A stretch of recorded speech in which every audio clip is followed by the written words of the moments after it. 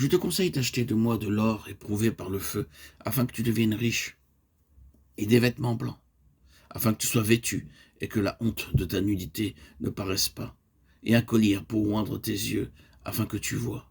Apocalypse 3, 18. Ceci est une triple expérience en une seule. Le Seigneur dit, je te conseille d'acheter de moi de l'or éprouvé par le feu. Pourquoi l'or? Lisons 1 Pierre 1,7.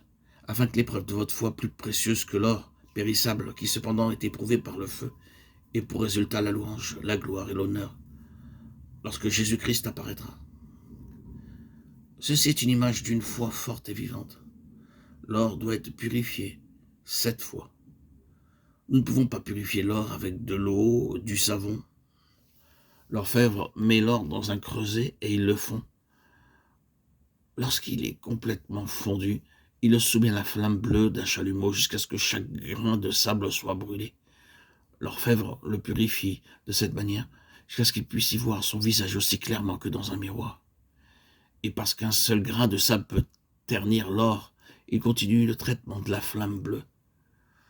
De la même manière, Dieu dit que si nous voulons une foi limpide, nous devons passer par de nombreux feux de raffinage. Dans ces derniers jours, nous avons besoin d'une foi forte. Il y a beaucoup de gens qui doutent de nos jours et qui veulent introduire le doute dans notre pensée.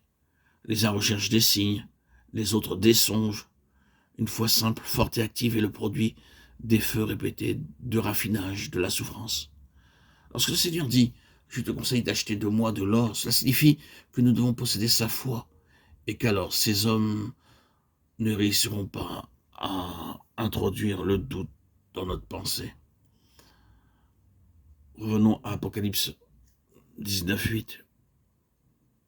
Il lui était donné de se revêtir d'un fin long lin, éclatant, pur, car le fin lin, c'est la justice des saints. Nous devenons justes par la justice du Seigneur et non par nos bonnes œuvres. D'abord, nos péchés sont pardonnés car le Seigneur Jésus-Christ est notre sacrifice d'expiation. Maintenant, nous ne devenons plus justes en recevant plus de sa vie. Si nous désirons devenir plus justes, nous ne pouvons pas dépendre de nos propres efforts. Mon vêtement est-il blanc, ma lumière brille-t-elle? Ceci montrera si je suis juste. Sa lumière nous sera montrée plus pleinement et clairement à mesure que nous devenons plus justes. Ceci est notre déclaration. Comme la vie du Seigneur Jésus-Christ coule en nous en plénitude, il est lui-même en tant que personne vivante ma justice. Or, c'est par lui que vous êtes en Jésus-Christ, lequel, de par Dieu, a été fait pour nous sagesse et justice, et sanctification et rédemption. 1 Corinthiens 1,30.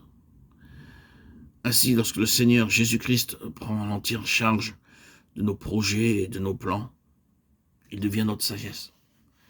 Alors que nous absorbons la vie du Seigneur Jésus-Christ, comme une éponge absorbe l'eau, il devient notre justice.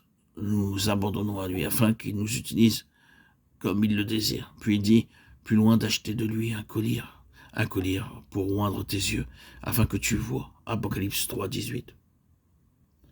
Il y a beaucoup de choses dans la parole de Dieu que nous ne pouvons pas comprendre. Alors nous allons vers lui et il nous donne le collier spirituel. Et nous commençons à comprendre ces choses.